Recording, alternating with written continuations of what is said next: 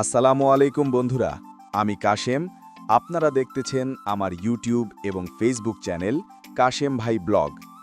আজকে আমরা যাচ্ছি আমাদের জমিতে, কারণ আজকে আমরা জমিতে ওষুধ দিব।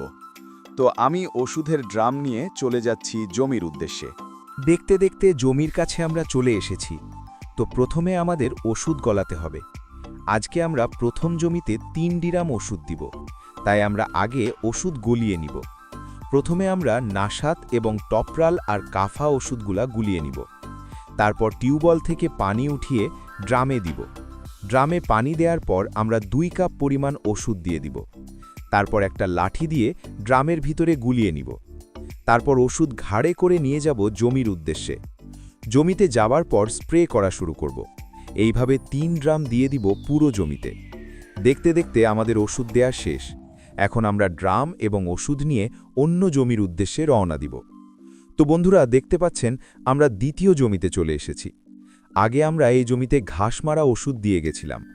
এক সাইড দিয়ে কাজ করছে আর এক সাইড দিয়ে কাজ করে নাই, তাই আমরা আবার নতুন করে ওষুধ দিব।